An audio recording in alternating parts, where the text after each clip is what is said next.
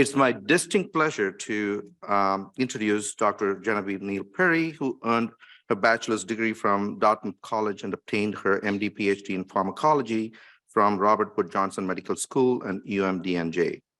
She completed her OBGYN residency and fellowship training in reproductive endocrinology and infertility at the Beth Israel Medical Center and Montefiore Medical Center, respectively. After fellowship, she joined the faculty at Einstein College of Medicine in OBGYN and neuroscience. While at Einstein, she served as the REI Division Research and Fellowship Director, as well as Associate Dean for Diversity and Mentoring. In 2015, Dr. Neal Perry joined the Department of OBGYN at the University of Washington, where she directed the Division of REI and opened the Cancer and Reproduction Unit at the Seattle Cancer Center Alliance, where she helped ensure people diagnosed with cancer had fertility and menopausal care. In April 2020, Dr. Neal Perry was appointed as Robert A. Ross Distinguished Professor and Chair of Obstetrics and Gynecology at the University of North Carolina School of Medicine. In this role, she oversees more than 90 faculty and 40 residents and fellows, and more than a $20 million research program. Dr. Neal Perry is a national leader in women's health research and reproductive endocrinology. Her research program has focused on environmental and nutritional modifiers of fertility and the menopausal experience. And her leadership roles have included serving as a NIH Council and Study Section member, Vice President for the Endocrine Society, and the Vice President of Diversity and Structural Change for the Society of Reproductive Investigation.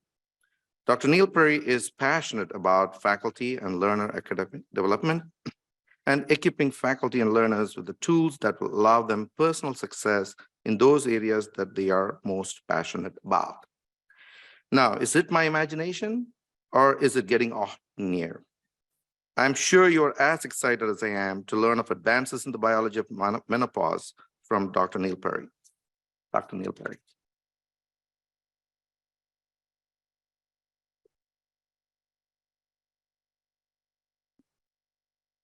Thank you for that introduction. Can you all hear me okay? Well, thank you. I'm so happy to be here. I've never been to Madison. Actually, I've never been in the state of Wisconsin. So I was pleased to arrive and the sun was out. It is so beautiful. And I said, why did it take me so long to get here? So I'm really happy to be here today.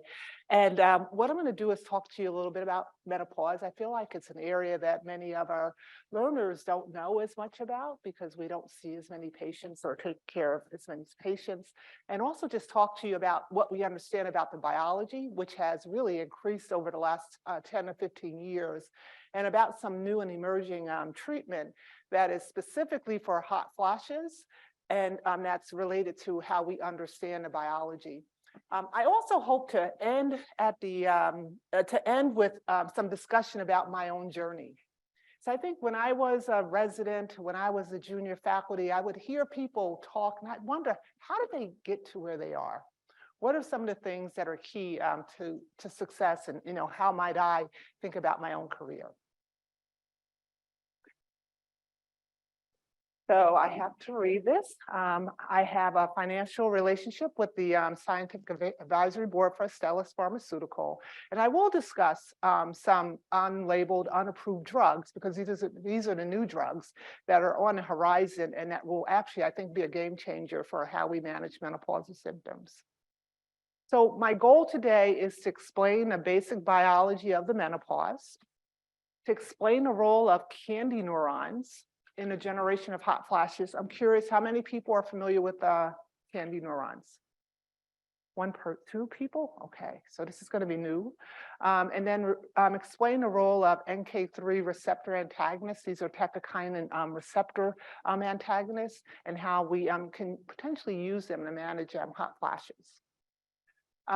The other thing I want to say is that the data that's reflected in terms of the clinical data are people who are identified as women and who were born with ovaries.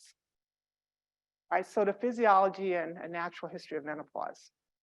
So the definition of menopause is the absence of menses for 12 consecutive months, right? It's a retrospective diagnosis. You cannot do a random FSH or check a random AMH and define menopause. When we talk about natural menopause, we're not talking about people who've had a hysterectomy. And it can be, and it's really important to also know that you can't, it may be difficult in people who've had a long-standing history of amenorrhea. The typical range in terms of when it happens is between 46 to 52. And the median age is about 51. There are some racial and ethnic differences in terms of these ages. Hispanic women and Black women may have an earlier menopause than Caucasian and Asian women. So the road to menopause, you know, it's hot in here. And I literally felt that way when I came in here, just so that you all know, I thought I have to take my clothes off. In terms of the road to menopause, there, you know, you have your early reproductive age, and then you have your early transition. When you start to see some variability in the menstrual cycle, you may see about 7 days, but you have less than 60 days of amenorrhea. Typically, the median age is about 47, and the range can be 1 to 10 years. Then there's the late transition when you see greater than 60 days of amenorrhea. The median age is about 49, and the duration for this is usually shorter. It's about 2. The actual diagnosis of menopause in terms of median age in the United States is about 51.4, and remembering that what it means. So what is a hot flash? It's typically, if you talk to patients, it's described as a 1 to 5 minute experience of feeling hot. And that heat sensation is different from if you're exercising, where you have total body sweating. The heat sensation and the sweating is really from the hips up. And so you see a flushing and a hot sensation is, you know, generally in the above the neck and the face. It can be associated with profuse sweating, vasodilation, which is why we call it a hot flush. And it can be associated with chills, it can be associated with anxiety, palpitations, and just really people can feel just awful. And as someone who experienced this, it was a little odd to be in a room with someone in a meeting and then all of a sudden start sweating. You know, people are thinking like, well, what's going on with her? Why is she so sweaty? It's a really uncomfortable experience to go through. So when we talk about hot flashes, we generally think about it as it's related to a loss of estrogen. But I'm going to remind you that it actually happens before people actually have a loss of ovarian function. So we think it's related to changes in the slope changes in estrogen. So it's not just the loss of estrogen, but it's the change from going from a very high level to a very low level. And I'll talk a little bit more about that biology. In terms of hot flashes, how long do they last? Some people it's 6 months. Now we actually have data that says it's typically on average about 7 years. And for some groups, it can be more than 10 to 12 years. So there are racial, again, and ethnic differences in hot flashes. For women of color, they can begin in their late 30s, early 40s, and they can extend for 15 years, 10 to 15 years. So it's really important to listen to your patients and not just dismiss what they're saying and understand that biology. There are mild, moderate, and severe hot flashes. When we talk about mild to moderate, it's generally less than 5. It's not associated with sweating. It may not be as disruptive, but moderate to severe, people can experience this more than 8 times a day. It can be disruptive at night so that they're losing sleep and they're tired in the day. They're having a hard time with cognition and many other things that are associated with a loss of sleep. When we think about who's affected, it's generally 75% of US women. That's a lot of people. And so you can, what other disease process do you know or disruptive medical problem that affects 75% of any particular group? In terms of those who experience moderate to severe, it's more than 30%. We already talked about the duration, and 1/3 of women can report more than 10 hot flashes a day. So it can be quite a burden. There are things that make it worse. Some of the things that I love are spicy food, red wine, smoking. If someone is a smoker, it may be related to the metabolism of estrogen, caffeine use. Certainly stressful situations can trigger hot flashes. Why is it important? Because we know it affects quality of life, but we also know that individuals who have lots of hot flashes also have an increased risk for cardiovascular disease and medical problems that will result in morbidity that can have an impact on their longevity. So are there genetic variances that contribute to hot flashes? So since I'm asking you the question, you're probably thinking yes. Well, there are things that affect the noradrenergic system, particularly serotonergic system, the histaminergic system, the adrenergic system, the noradrenergic and tachykinins, and I'll talk a little bit more about that. Specifically, there are genetic modifications in how estradiol is metabolized. So your 17-beta hydroxysteroid, some of the CYPs, and this results in lower levels of estradiol and higher levels of estrone, which don't have the same affinity to the estrogen receptor. And so we think that this may be involved in some individuals having more hot flashes. Estrogen receptor modification in terms of responsiveness to estrogens, serotonin receptor transporters, and specifically in women of color, the SSRIs may not be as effective because of modifications in how serotonin is metabolized. The tachykinin receptor, and this receptor is a G-coupled receptor that actually responds to neurokinin. And neurokinin is one of the neurotransmitters that's produced by the candy neuron. And I'm going to get into a little bit more detail there because that's kind of where all the new data is. There are actually some people who have fewer hot flashes, and those are people who have modifications in UDP and potentially CYP34. So what is the black box behind hot flashes? I already told you it's not just the loss of estrogen because we know it's variability in estrogen. So what is it that contributes to hot flashes? Well, we do know that estrogen is involved in some way because there have been studies where they show that if you give someone, if you give them estrogen, you can reduce hot flashes. If you give them placebo and then cross them over to estrogen, it improves hot flashes. So again, I said it's not the loss of estrogen only, so I'm going to show you why we know this. So this study was done by Nanette Santoro back in 1996, and it was actually a game changer in terms of how we thought about hot flashes, because we thought that the elevation in FSH and hot flashes were solely related to estrogen deprivation. And what she showed in this study was that in perimenopausal individuals, you actually have elevated FSH, but we did not see elevated estrone, which is a metabolite of estrogen.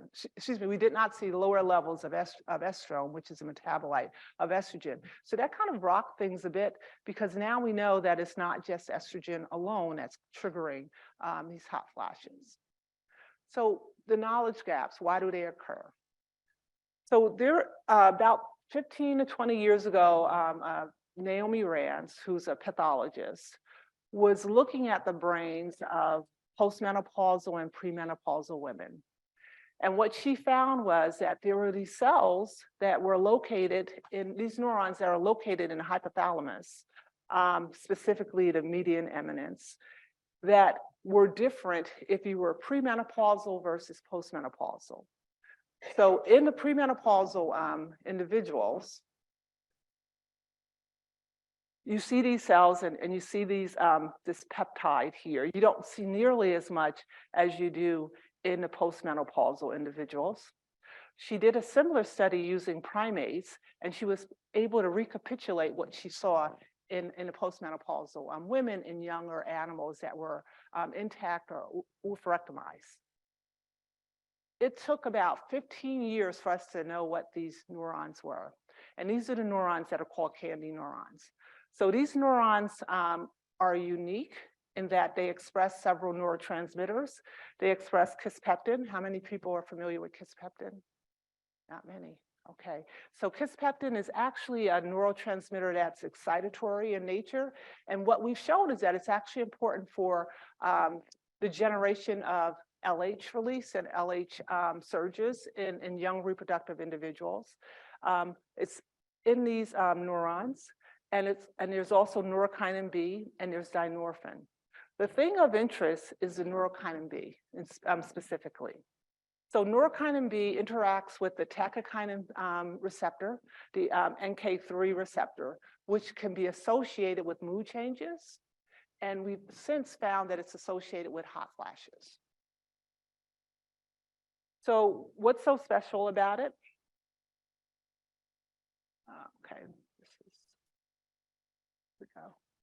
Okay, so what's special about it is they sit in the hypothalamus, they project to neurons that interface with GnRH neurons, and they can also they're also affected by estrogen feedback. So understanding this, we did some experiments in the lab to try to understand whether neurokinin receptor agonist, meaning something that stimulates the receptor, will trigger hot flashes. And the way that we did this was with mice, and we created something called a thermocline. And so it was like a board that was cool on one side and hot on the other. And what we did was we put mice on this board, and then we're able to monitor their behavior. So we would give them a drug called Senctide, and this is an agonist, which we know, or we were proposing, actually activated these warm sensing neurons in the hypothalamus. And then we looked at the body temperature of the mice, and we also looked at their behavior. So if they become hot, they're going to move over to the cool side. Okay.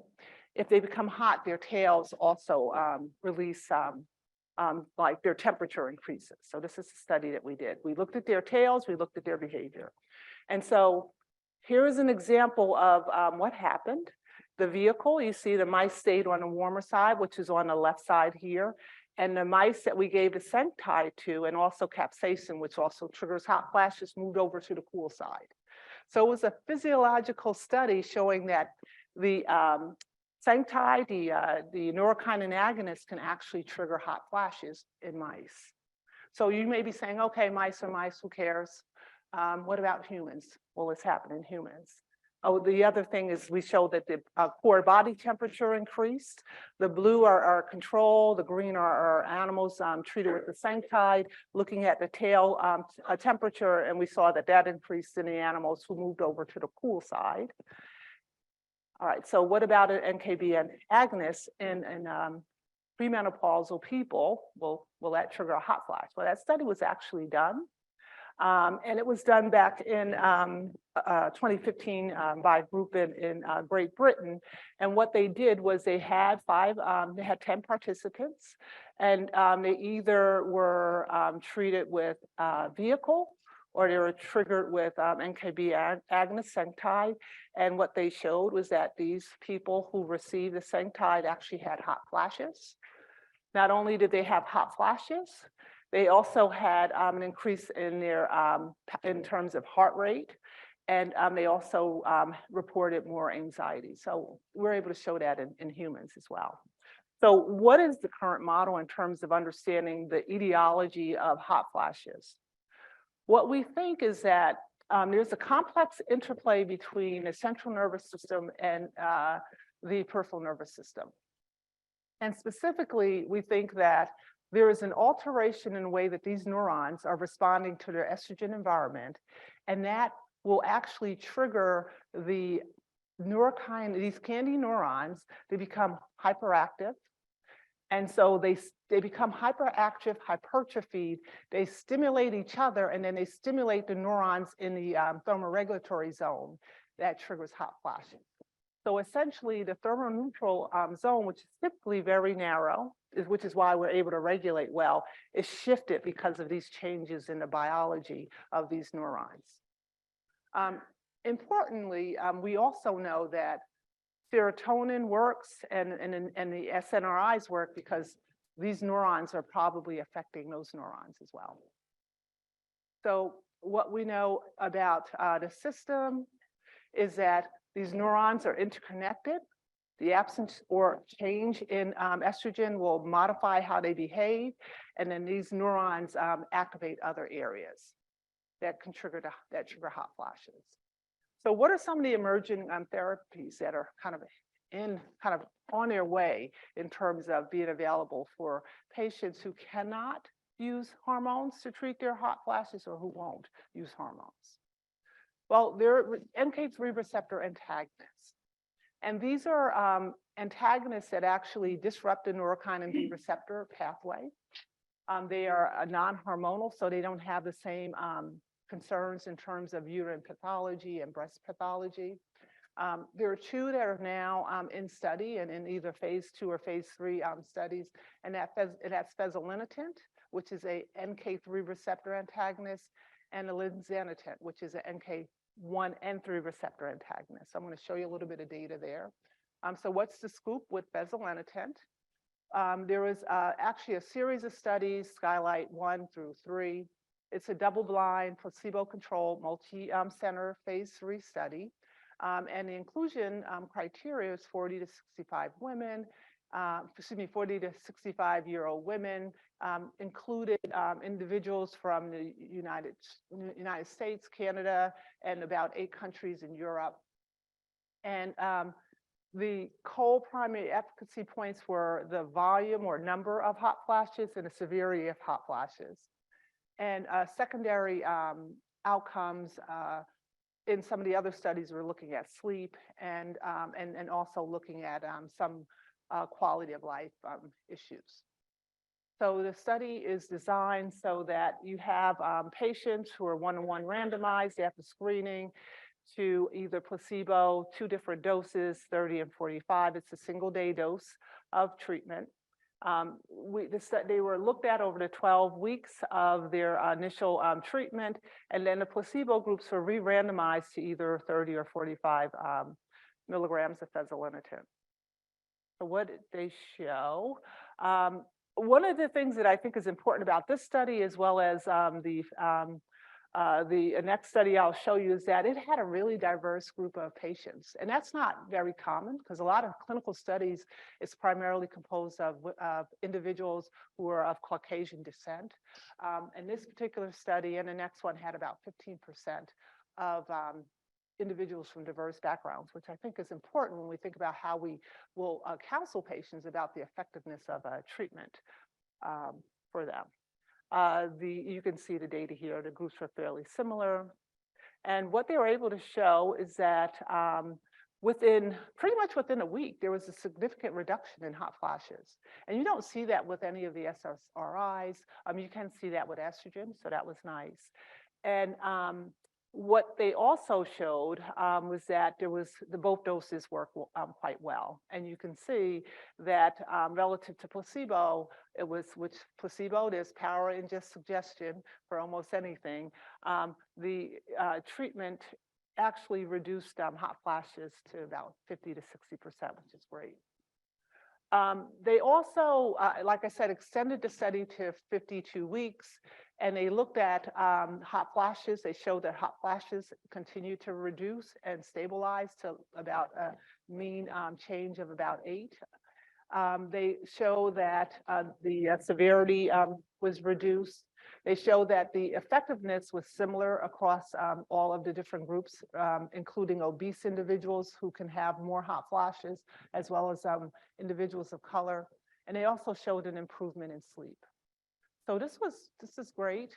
We're still waiting to see whether whether there's any FDA approval, but this could really be a game changer. And when I really think about patients, I think about our breast cancer survivors who really don't have great options.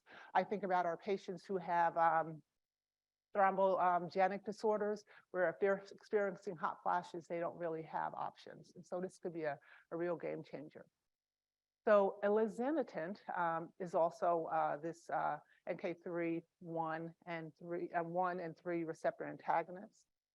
And the study was fairly similar in terms of the inclusion criteria and some of the co-primary endpoints. The design similar as well, except for they had a total of 4 different doses relative to placebo. Again, the age range, this group was probably a little bit older than the fezolinetant group. And that's interesting because the biggest burden of hot flashes is typically in a slightly younger group. And again, they had more diversity than what some of the other studies we typically see. And what they have been able to show in their phase 2b study is that this elinzanetant actually reduces hot flashes, and it does that within 4 to 12 weeks, both the severity and frequency of them. And they also show that the quality of life of those affected was also improved. So this is promising, and really looking forward to see where this goes as well. So conclusions for both of these drugs is that both of them improved the frequency and severity of hot flashes in those affected, and this was the primary goal. There were no major safety signals, meaning that there were no major medical issues related to it. The most common symptoms of the elinzanetant group was some people had headaches, some people were a little bit more somnolent, and that was true for the elinzanetant group as well. With elinzanetant, there was a higher incidence of diarrhea that's probably related to the NK1 effects of the drug. So here is what the pathology is. This is what we think is going on now with hot flashes. You have these KND neurons that in the presence of estrogen are not active. They are just kind of quiescence, kind of doing their bit that they're supposed to do. But then in the absence of estrogen, they're given free rein, right? It's like being a parent and you leave your kids at home.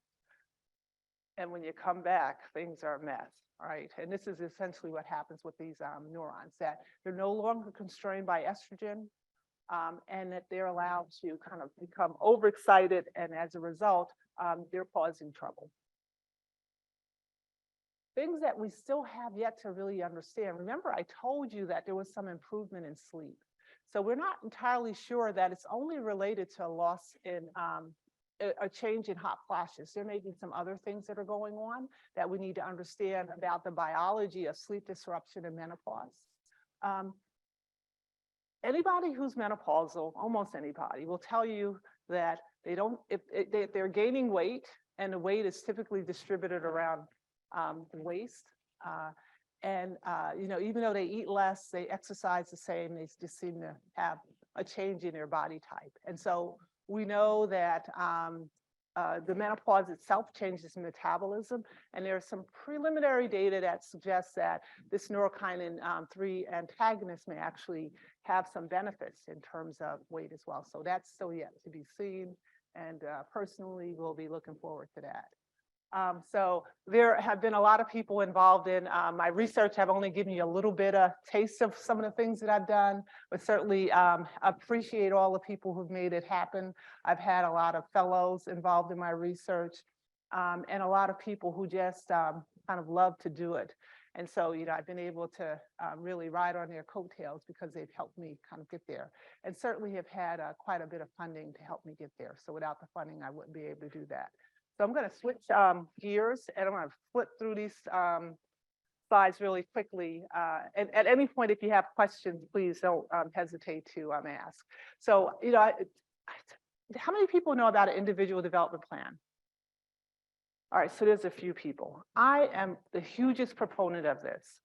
And the reason is I think it causes us to stop, think about what we want to do with our careers, and rather kind of be you have those little floats on one of those little in a pool, little waves, and you're just floating along. Instead of doing that, just floating along, really being an active participant in terms of what happens with your career.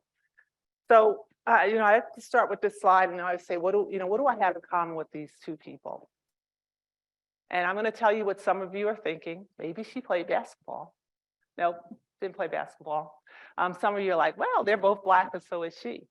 Yeah, that's true, but that's not really what I have in common with them. What I have in common with them is I love what I do. I truly love what I do. And both of these people love what they did, Toni Morris and Michael Jordan. And so my disclaimer here is I love what I do. So that's my bias. I always really think about Eleanor Roosevelt, because one of the things she said that really resonated with me was the future belongs to those who believe in their dreams. And so I've dreamt about places I could go. And I always think about how I can help others dream and do the things that only they can do. So I'm going to tell you a little bit about myself. just so that you get a little bit more context about kind of where I am now and where I came from. First generation college. There are no real community role models in my area who'd gone to college, who'd been doctors, to even talk to them to understand kind of what does that path look like. Where I grew up, there were a lot of teenage pregnancies, so that was a huge life changer for people, and so I needed to make sure I avoided that crowd. My parents were not able to really pay for college. We were working middle class. And if one of them lost a job, that changed our career, our kind of life trajectory significantly. So there were a lot of questions for me about how do I get there. I watch TV, and many of you in this room are way too young to know this, but there's some of you who know that there was a show called St. Elsewhere's, and Denzel Washington, many of you know who he is. He was actually a doctor on this show. And that was actually the first time I'd seen someone who was Black as a doctor. And that was something I was like, I'd like to be a doctor. And, how do you get there? I still remember when I was in middle school, I think one of the school guidance counselors said to me, you should be a secretary. That's what people like you are good at. And not saying you should be a doctor, or you should be a lawyer, or you should be a business manager. So having, people around me telling me that there are things that I couldn't do. So I had to be able to rise above that and think beyond that. And so I felt like I had a world of worries on my shoulder. It really felt like this. I really worried a lot about if I made mistakes, would that affect other people behind me or other people who look like me? I often felt like I was being held accountable for the things that people who look like me did. One time I had someone say to me, and it was even the fact that they said this to me just speaks to kind of the environment, was they wanted me to explain why Black people didn't want to go to college. And it was probably the most ignorant thing I've ever heard in my life, because that wasn't true, right? Because there are financial situations that prevent people from achieving and having opportunities to do things. But the idea that this person thought that that they had control over this situation, but they chose not to relieve themselves of it, really said a lot. And certainly imposter syndrome, I don't belong here. Being afraid to raise my voice when I felt something was wrong, or that there are other opportunities, other ways to solve a problem. And, and certainly was afraid to ask for help. I had to learn how to ask for help, because I was worried that if I asked for help, that people would think that I didn't belong and I wasn't worthy. And so learning how to ask for help is such an important skill for career development and career success. And that was really important for me. Winston Churchill, I live by these: the pessimist sees difficulty in every opportunity, the optimist sees opportunity in every difficulty. And that's optimist. And so I can see the positive through most situations. So in terms of what my career has looked like, I did my residency in New York, as was described. My mentor is Nanette Santoro, and this is a funny story. So when I met her, it was in New York, and it was at the New York OB Society meeting. And my chair was like, oh, you should meet her. She's so wonderful. You guys are going to get along great.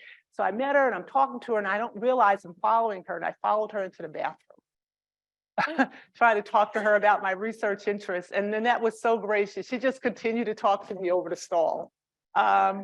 But that speaks to the importance of mentorship and people who are involved in your career.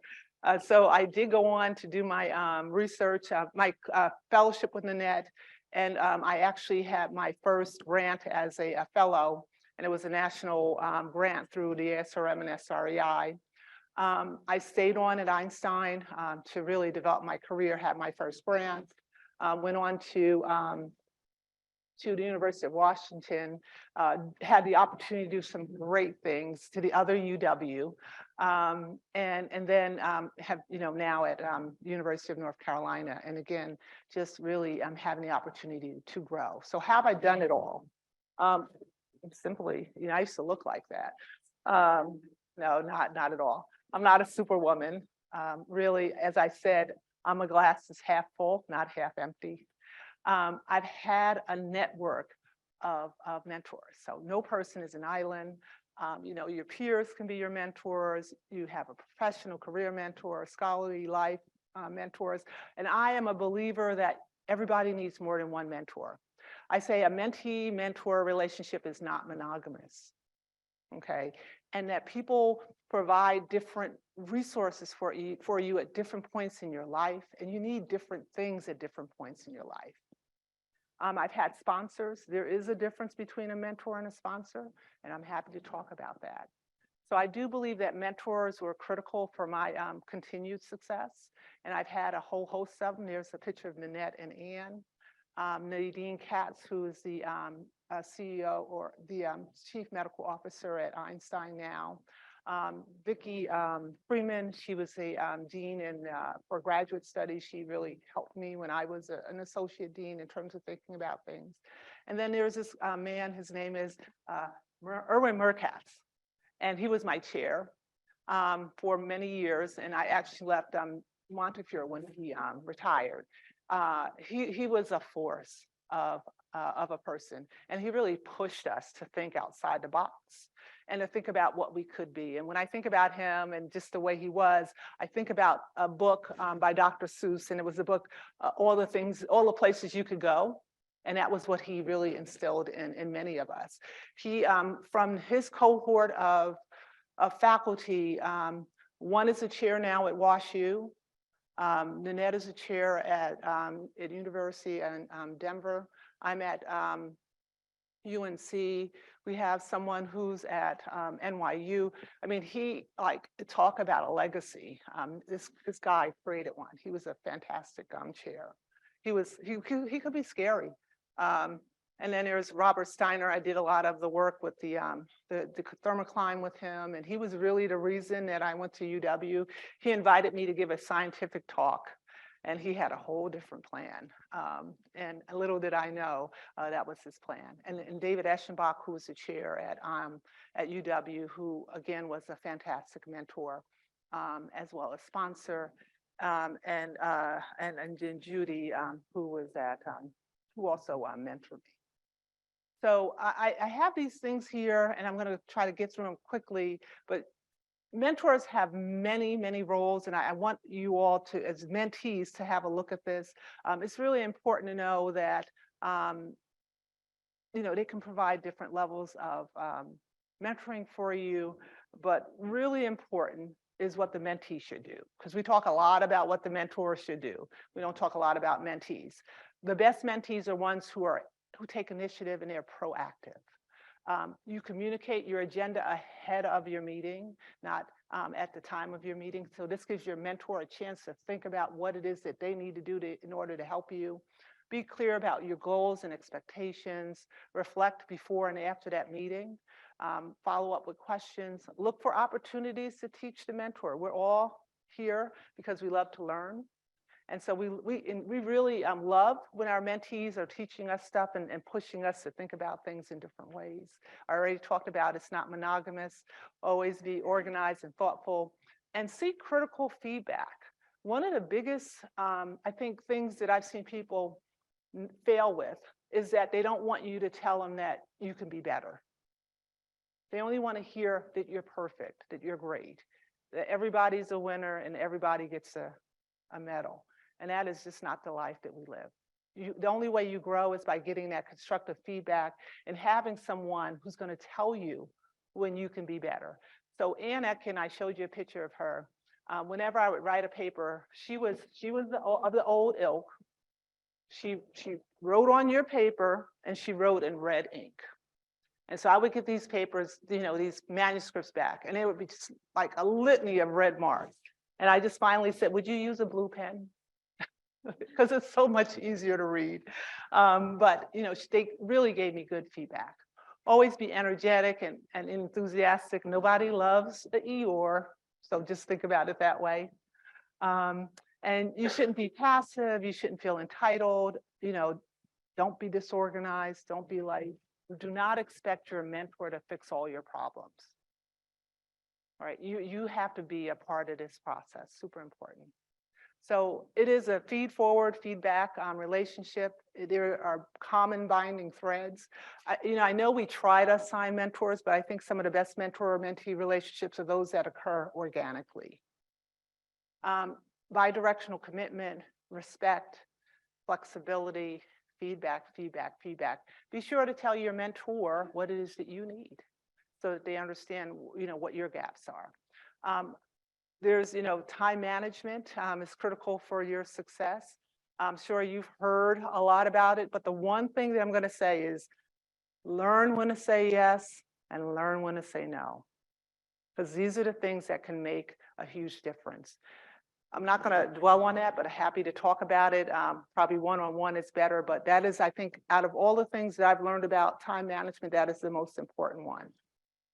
Communication game, really important to communicate what your needs are. Stress management, I'm going to go through this. Really important to learn how to delegate, to divide and conquer. You want to have those things that regenerate your inner energy. Some of the things that are helpful for me is exercise, certainly aromatherapy I love, but knowing what it is going to help you manage stress. Life-work balance. I should just put an X through that because there is no such thing as life-work balance. The way that I think about it, it's like having different balls in the air. And the size of those balls change depending on where you are in your life. When I had little kids, the ball around family was big. As my kids got older, that ball was out and they were able to do things for themselves, that ball shrank while other things increased. So I don't really think, personally, there's a such thing as a life-work balance. And, and this never happens in life either, right? I still think about one day when I came home and my son was just as happy as a pea in a pod, and my husband is watching basketball. And then I look and my son took a Sharpie and he drew all over a door. And my husband was oblivious that this was going on. And he wrote with he wrote with the Sharpie like a smile on his face. So I was just like, oh my God. So yeah, this never happens. So I think it's an urban legend. There's no perfect time to marry. There's no perfect time to start a family. Your spouse or partner will always understand it as no. Even though how long have I been taking call for the last 25 years? And I still have my kids say, why do you have to take call? And even my husband did the same thing. Children don't always understand, but they eventually do. My daughter, who's now 25, when I would take her to work with me, she didn't really appreciate it. She just felt like, I should be at, she should be at the park with me. But now she talks about those experiences and how meaningful they were for her in terms of her deciding what she wanted to do. My daughter is 25 and she is now at the University of Michigan. And her, what she's doing is she's studying to be a dentist, but she's also doing a PhD. So she's doing a DDS PhD. I did not know that even existed until she told me she wanted to do it. But she reflects on her experiences with me and having the opportunity to go to work with me as things that impacted her. You don't always feel like you made the right decision. Sometimes we perseverate, and that is typical. Sometimes we look across the street and we think other people's lives are so perfect, and I'm here to tell you it's just a facade. We all have our challenges. So, just because it works for someone else doesn't mean it's going to work for you. You always think my family would be perfect if only. I don't know that there's a perfect family. We all have our skeletons in the closet. You just have to be okay with it and realize that there's some things you can control and there are other things you can, and just roll with it. And that's what I've learned how to do. When I was younger in my career and I had younger kids, there was this huge stress that I felt. A lot of it was self-imposed, but some of it was also external, that, I wouldn't be a good mother if I worked. If I did all these kind of, if I did research, if I did leadership things. And so I always worried about about that. And I still remember when my daughter was in first grade, I signed up to be a class mother. That's probably the worst thing I ever did. Um, and I say that honestly, because the other class mother, she said to me, "I am so sorry you have to work." Right? And I'm like, "I have a career. What are you talking about?" And then, she in her like focus was whether or not the plate should be green or black for Halloween. I was like, the kids won't care. They don't, all they want is the candy. And so I was like, yeah, this wasn't the right fit for me. And so recognizing, the things that you can do and the things that you want to do. And at the end of the day, if your kids know you love them, that is what they thrive on. And showing them, in different ways, I think is the most important thing. So, you have to find a perfect balance for you. What is success? I say successful people shape their own future, right? I don't decide for you what success is. You decide for yourself, and you create your own metric for that. You don't let other people, their culture, or their circumstances determine your path, right? Because other people tried to determine my path, but I did not allow that. Always being self-aware, like, what are your strengths? What are your challenges? Because we all have them. No one is perfect. And being resilient, because it's not, there are going to be times when you're like, what is this? And just being able to rise above it and see a path, being able to see the trees for the forest is really important.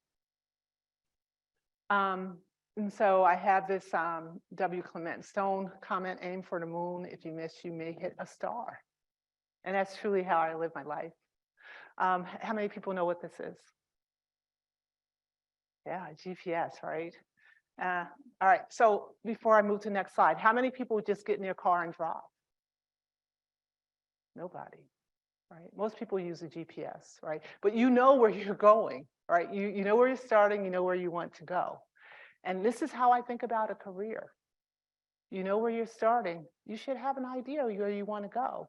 And it's okay to have some detours, but you need to think about where it is you'd like to be. So how many people have a one-year plan? Probably everybody, right? How many people have a 5-year plan? The numbers are getting lower. How many people have a 10-year plan? Yes. So this is what I'm encouraging you to do, to think about your career path, to think about tomorrow, to think about 5 years from now, to think about 10 years from now. Do I want to be a division director? Do I want to be a department chair? Do I want to be a dean? What does it take for me to get there? What will it take for me to get there? Who should I talk to?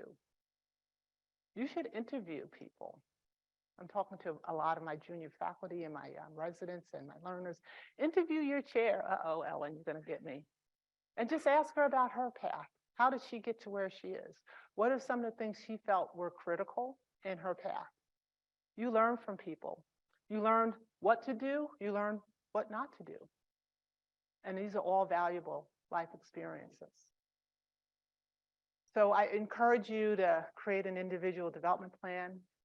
I call it a flexible plan because it can change.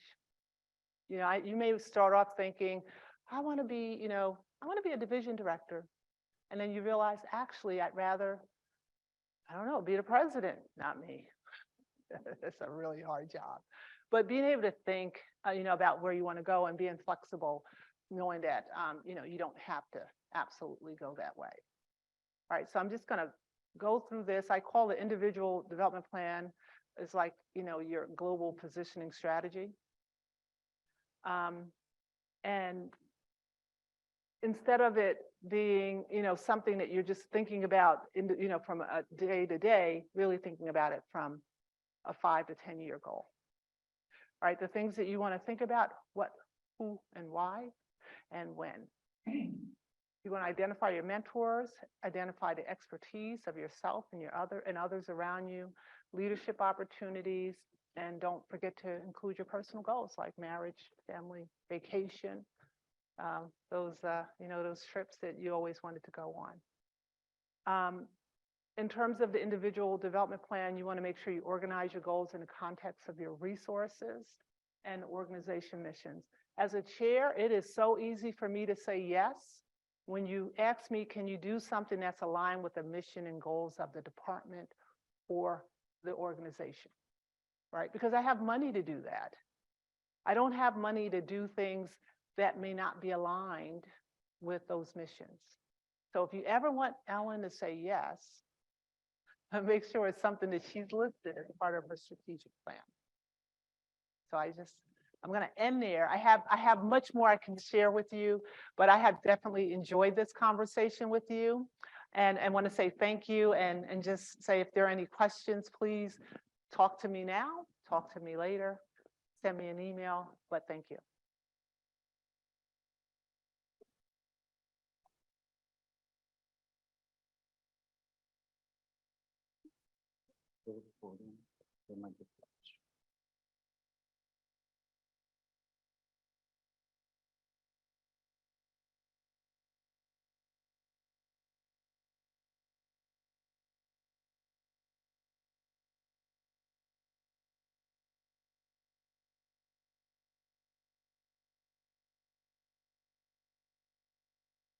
There's one person that says, thank you for an outstanding lecture.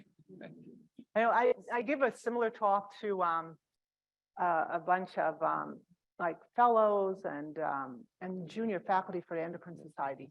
But I also have this exercise where we talk about the IDP, and then they have to actually go and write one at night and come back the next day and then say it out loud to everybody. And I have them do that because that's a form of accountability, right? If you say it out loud and you share, you know what, you're going to be held accountable. And the other thing that we do with this program is that we send them an email, a letter, like 6 months to a year later. And what have you done since we last met? Can I tell you, people are terrified when they do that.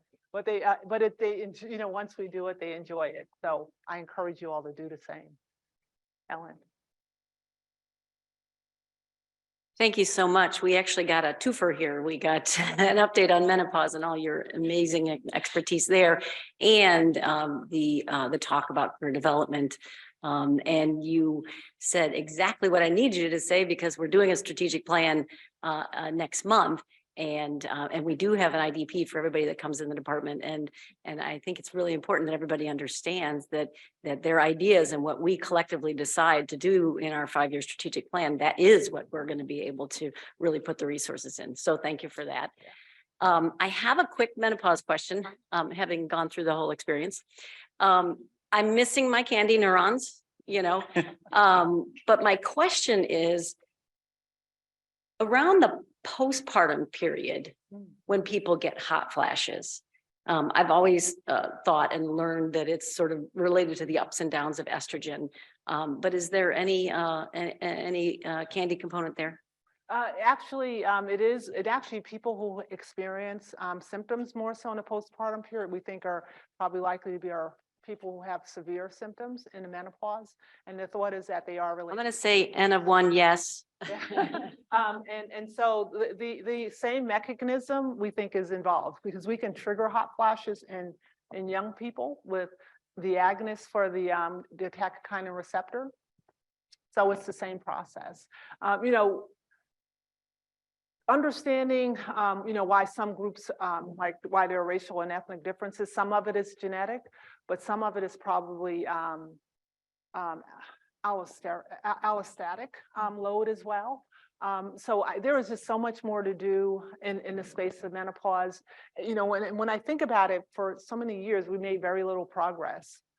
So the last 10, 15 years really has been a game changer. And it's also helping us tease out, like, what's due to hot flashes, what's due to kind of aging, right? Because there's the combination of the two in terms of symptoms. And I think as we understand more, it'll help us really also direct treatment. But yeah, it's candy neurons that are involved. Thank you very much for your lecture. So, I'm absolutely fascinated by sort of the use of non-estrogen treatments in treatment of essentially the menopausal transition and symptoms that go with that. I think the fascinating part is, at least to me, is sleep disruption. There's a significant amount of data out there, including, I think, in the Wisconsin sleep cohort, that folks in the menopausal transition and in menopause in general tend to have both obviously increased sleep fragmentation, which makes sense, but then also increased sleep disordered breathing, like sleep apnea and sort of related disorders. And all of those obviously, sort of import to cardiovascular function and related issues.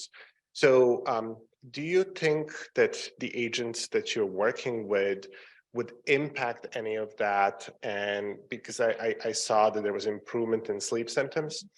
And was that, did you do any PSGs or like home studies? And Yeah, is anybody like pursuing that? Yeah, we're actually talking about that right now because we think that there's a component that's probably related to hot flashes, but there also is a component that may not be. And I think until we can tease out what's related to hot flashes, we're not going to understand kind of what are some of the other drivers. We do know that candy neurons project to areas that are involved in sleep.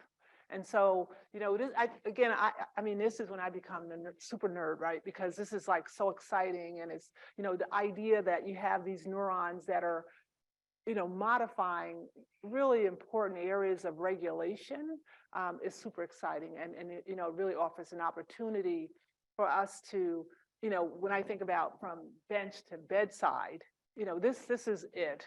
Like, this has been my career trajectory, moving from the bench to the bedside and being able to really impact outcomes of health. That's why I stayed in academic medicine. So yeah, I'm excited about it if you haven't figured that out. Thanks.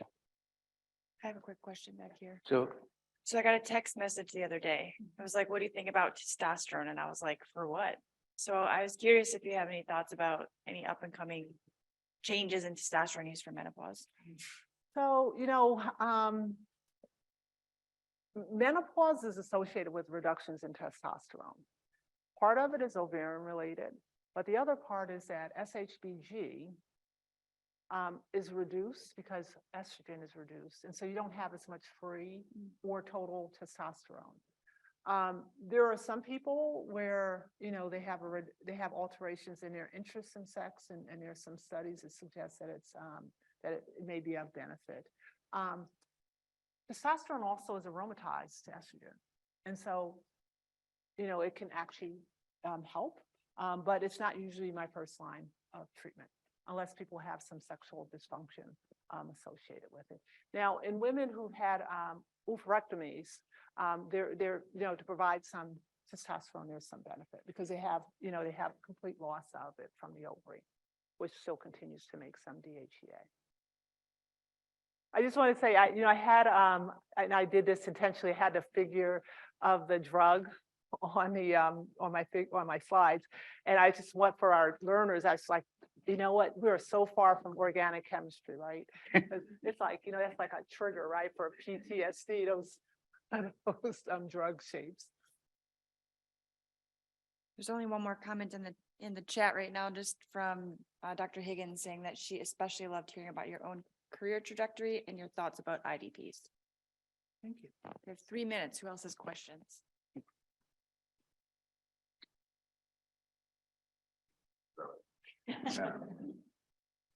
Yes, I wanted to thank you again for the, for the entire talk, but particularly the second part of the talk, really talking about your story and then also how others can learn in their own faculty development. And I'm curious how you see the interaction of the mentor committee, we call it a promotion oversight committee, and the IDP. The IDP being something that changes kind of slowly over time, and the mentor committee meeting regularly, and just insights into that and how to best utilize those two things. Yeah.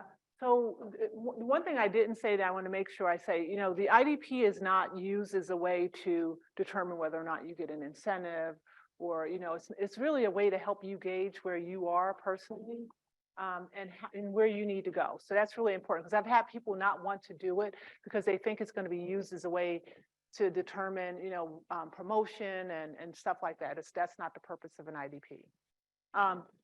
In terms of how it interacts with the mentors, it actually is very helpful for a mentor to see kind of what it is you think that you need to do and what you need to do that, because it helps us think about how we need to help you.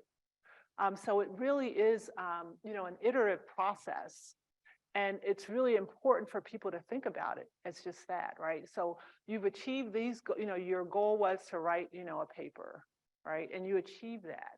So, what is your next goal and how is that going to help you with promotion? Because your goal may be to get promoted, right? And so what is it that you need to be promoted? What's missing in your, in terms of the things that you've done? So it's really I think of it as like a map, right? I really do. I think of it as like your GPS as a way to start here and to get there. And, in the places that you're going change over time. And so using it just that way. Thank you.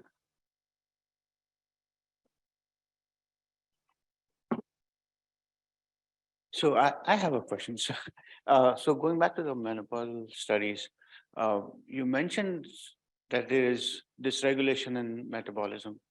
And we know that heat generation is related to metabolism, and there is a whole pathway of how heat is generated. So is that dysregulation that you talk about, is that systemic, or is it specifically in the neurons, the candy neurons, or Yeah, in the so it's specifically in the candy neurons where there's this dysregulation, and then their dysfunction Yeah.